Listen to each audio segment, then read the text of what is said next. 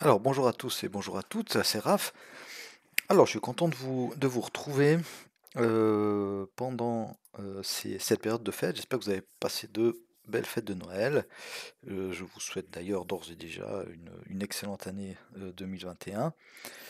Donc aujourd'hui on va parler de patterns de chandelier japonais. Donc c'est vraiment du pure price action. Euh, j'ai fait un petit PDF que je vais regarder comment je pourrais vous le transmettre. Donc, les FTR, j'en parle assez régulièrement dans mes vidéos. Il y aura les FTR et les FTB. Euh, c'est pour ça que je voulais vous faire une vidéo explicative, comme ça on sait de quoi on parle quand on a cette pattern qui se présente. Donc, si on prend, on va d'abord prendre le PDF et puis ensuite on va aller voir sur les graphes des exemples.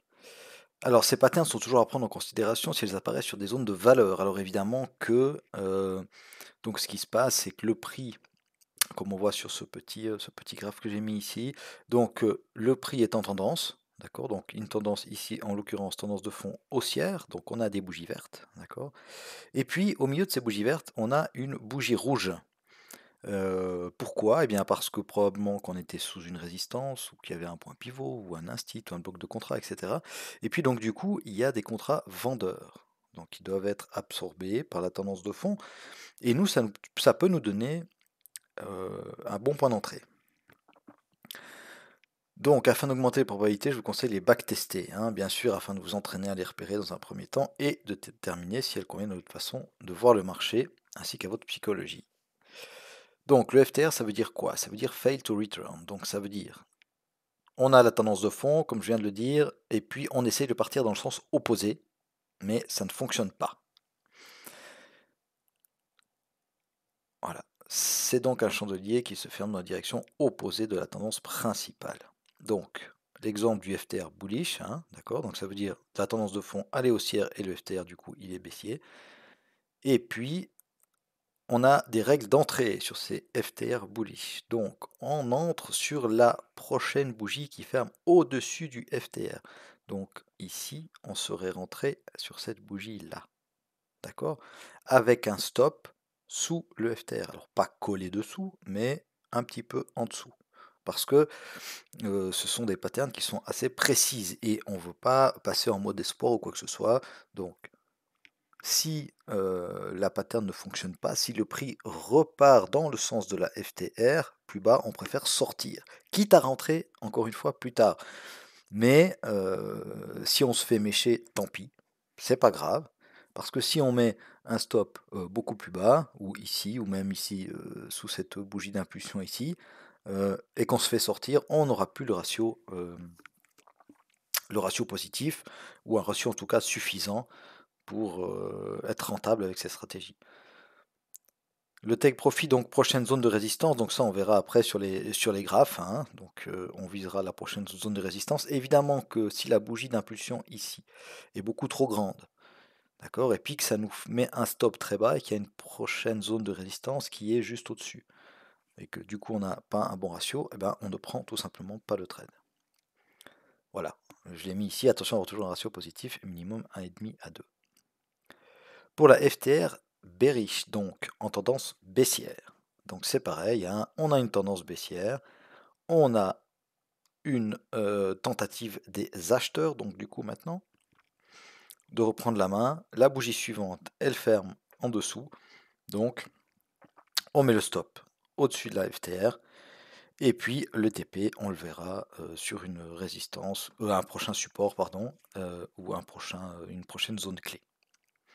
Donc pour les FTR bearish, les règles d'entrée sont les mêmes que pour une FTR bullish, mais à l'inverse évidemment. Donc entrer sur la prochaine bougie qui ferme en dessous du FTR, stop loss en dessus du coup du FTR, take profit la prochaine zone de support.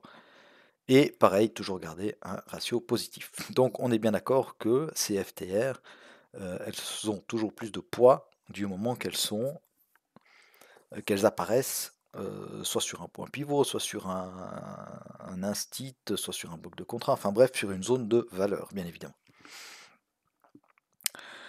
Alors, on va passer au FTB. Juste avant, on va aller regarder. Voilà, donc là, vous avez mon écran. On est sur le Dow Jones en 15 minutes. Donc, on voit ici que alors, la tendance de fond, hein, ici, hop, voilà. Donc, on arrive, d'accord, avec le prix sur une zone de support ici. Parce qu'on a un bloc de contrat là, hop. On voit que le prix, quand il est... Alors, on a eu une première impulsion haussière, on est revenu dans cette zone-là, d'accord? On a un signal haussier, d'accord? On part à la hausse. Ici, qu'est-ce qui se passe? Ça bloque, d'accord? Donc, FTR, on ferme au-dessus de la FTR, donc on attend bien de fermer au-dessus de la FTR, donc on aurait pris le trade ici, et avec un stop un peu en dessous, ici. Donc là, évidemment, après coup, on se rend compte que, bah oui, le trade, il paraît facile, mais il n'est pas forcément si facile que ça, hein. Mais là, en l'occurrence, ça fonctionne. On voit qu'on a un excellent ratio. Alors évidemment qu'on ne serait peut-être pas allé jusque-là, hein. Peut-être bien qu'on se serait dit, bon, on va jusqu'au précédent haut ici, d'accord? Parce qu'on a un petit swing ici quand même. Donc là, ça peut bloquer. D'ailleurs, le prix a réagi. Mais même en prenant là, on a largement un ratio de 2. OK? Alors, ça, c'était pour le premier exemple. Si vous avez des questions, évidemment, vous pouvez me les poser en commentaire. Il n'y a pas de souci, j'y répondrai dès que j'aurai le temps. Ensuite, deuxième exemple. Toujours le même mouvement. Donc, ensuite, on consolide. D'accord, un peu ici. Ça, c'est, il y a le pré-market et le début de la journée. On voit que c'est 9h, 10h. OK. Ensuite, on reprend la tendance de fond. On casse les précédents hauts. D'accord. On reprend la tendance de fond. Et puis, on arrive ici. Donc, à nouveau FTR. On ferme au-dessus. Donc, pareil.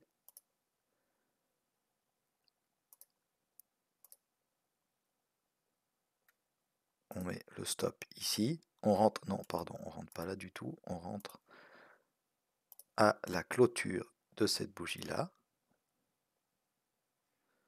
Pardon, hop. On rentre ici, ok. Et puis, on va regarder. Alors, soit un chiffre rond. Donc, ici, ça aurait été peut-être un peu dangereux parce qu'on avait les 26 500 juste au-dessus. Malgré tout, alors, on serait rentré à 427. Donc, on aurait eu une septantaine de points pour un stop d'une cinquantaine de points, un peu moins, 40 points.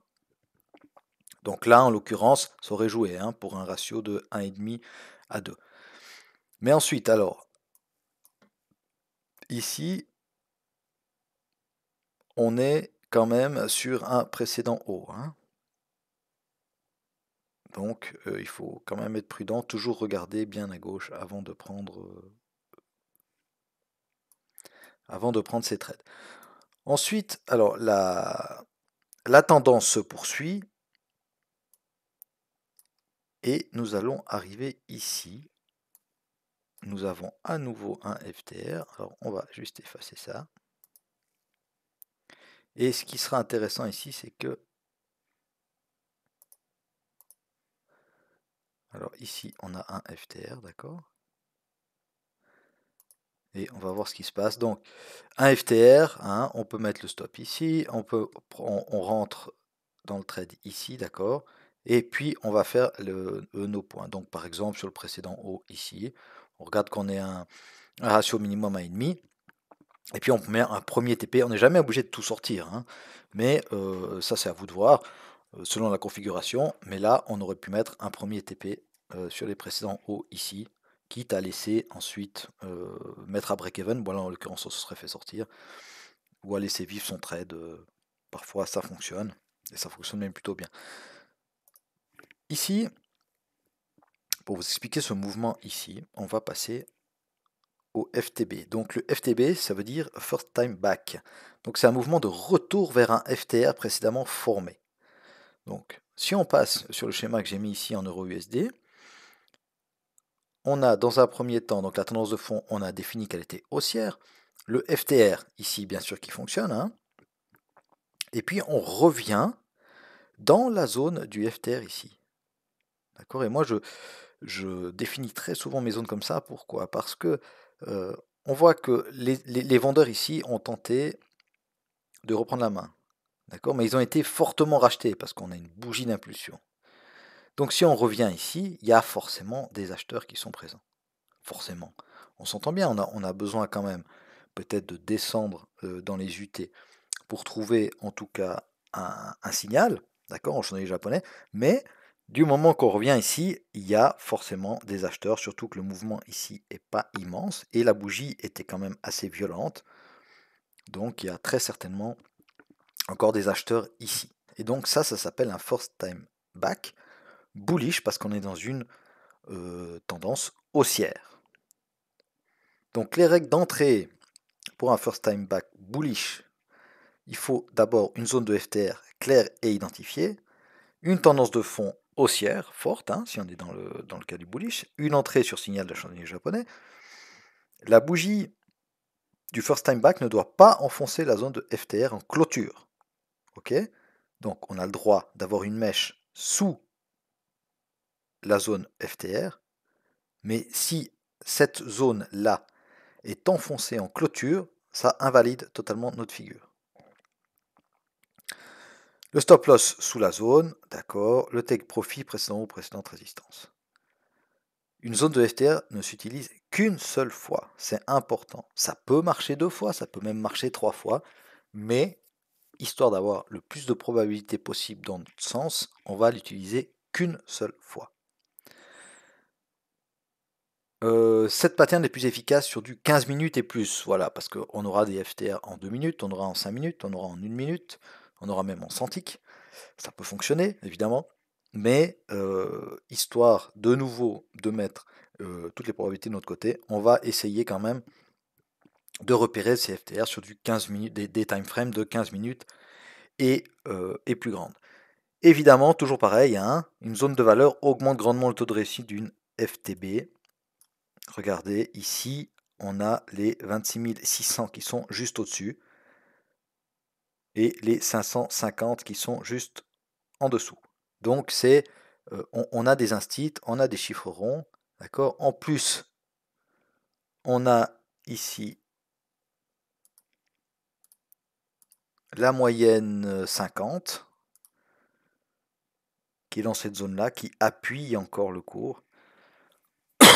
Donc on a pas mal d'éléments qui peuvent nous dire que ça va fonctionner. Donc, comment ça se passe? On a la FTR, d'accord, qu'on a pu trader ici, qui nous a donné notre TP. Le cours revient tout gentiment dans cette zone. Donc, zone qu'on a évidemment au préalablement notée. Hein. On revient dans cette zone. On a un pin bar ici en 15 minutes. La bougie suivante, elle ferme au-dessus. Donc, on a une bougie d'impulsion. Donc, deux solutions. Soit on attend une confirmation, donc cette bougie-là. Du coup, là, on aura un ratio qui sera évidemment moins bon. D'accord? Parce qu'on doit mettre le stop ici dessous. Alors, soit on descend de time frame, on descend dans une unité un peu plus courte pour trouver un signal en chandelier japonais. D'accord? Soit on rentre directement ici, on voit que la bougie 15 minutes clôture au-dessus de la FTR et au-dessus de la moyenne 50. Donc on peut aussi éventuellement rentrer ici. Voilà. Si on fait, regardez ici, on avait notre FTR. Si on la dessine,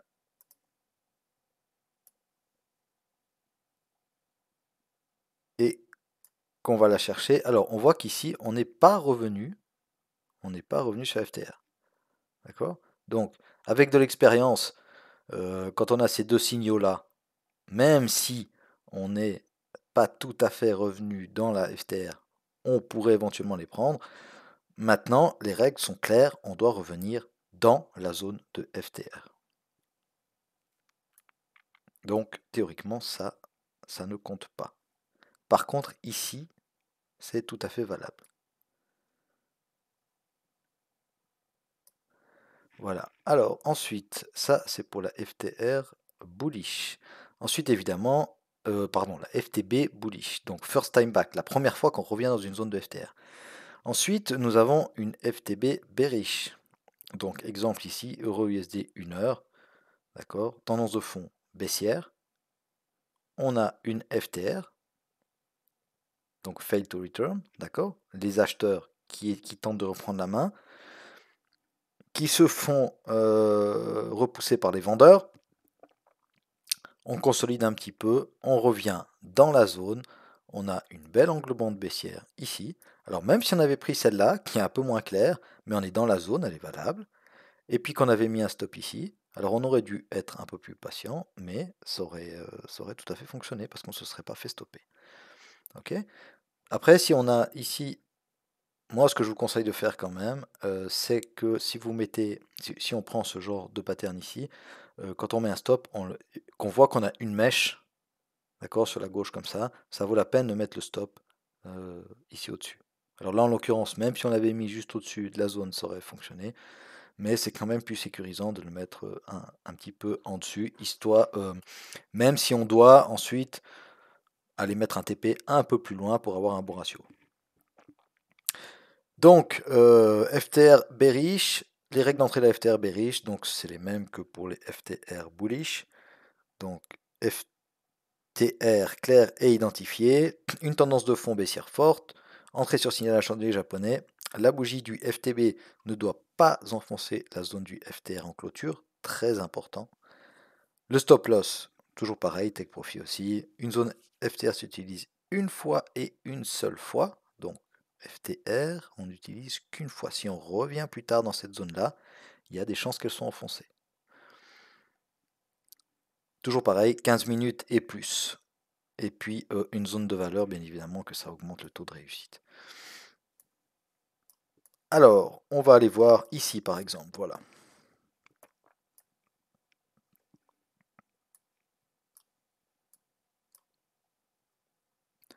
Alors là, c'est plus délicat parce qu'on a évidemment une tendance de fond qui est haussière, hein, mais on a une FTR ici bearish. Ça veut dire qu'on part, là, on voit ici, on a une petite structure, un petit range, hein. Tac. On voit qu'on casse le range ici, d'accord, on casse la moyenne 50 également. On a une petite réaction, et puis ensuite, tac, on part à la baisse.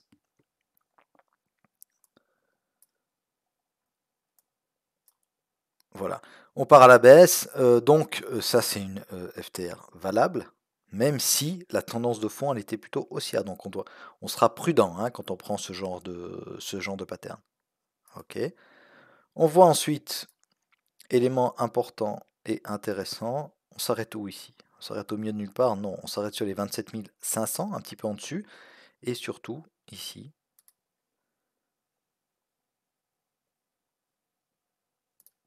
On s'arrête sur la FTR qu'on avait ici, d'accord? On a des bougies vertes, une grosse bougie rouge. Alors, elle n'est pas valable en tant que telle à trader parce que normalement c'est une seule bougie et puis disons dans les deux suivantes, il faut qu'on reclôture au-dessus. Hein. D'accord? Ça doit être invalidé rapidement pour que ce soit vraiment une FTR. Mais n'empêche que ça nous donne une indication que les vendeurs ont repris la main dans cette zone-là. Donc on revient dans cette zone ici. Qu'est-ce qui se passe? Les acheteurs, même si ce n'est pas flagrant, reprennent la main également pour continuer le mouvement de tendance de fond. Ok. Deuxième chose intéressante, quand on revient sur la FTR qu'on a tradé ici, bearish, le prix réagit. Alors, on repart pas en tendance baissière clairement, mais on voit que le prix réagit. Donc c'est toujours très très important. Moi, je vous encourage vraiment à regarder les graphes, à observer vos graphes. Pourquoi le prix réagit? Toujours avoir un œil sur la gauche de votre graphique. Alors, il y a plusieurs éléments. Il y a les 28 000 qui sont juste en dessus. Il y a les 27 900 qui sont hop, ici, regardez. 27 900. D'accord? On réagit une fois, deux fois, trois fois, quatre fois, cinq fois, six fois. Enfin voilà, on n'arrive pas à les passer. C'est quand même, c'est pas un hasard. Hein. C'est qu'il y a des ordres de vente, c'est qu'il y a du monde qui trade ces zones-là. Voilà. Alors écoutez, j'espère que j'ai été clair. C'est tout ce que je pouvais dire sur les FTR et les FTB. Si vous avez des questions, n'hésitez pas à me les poser, je vous répondrai volontiers. Si vous voulez être tenu au courant de mes prochaines vidéos, n'hésitez pas à vous abonner et puis à lâcher un petit pouce bleu. En attendant de vous retrouver, je vous souhaite une bonne fin de journée, de bonnes vacances pour ceux qui sont en vacances, de bonnes fêtes de fin d'année, et je vous dis à tout bientôt. Ciao, bye bye!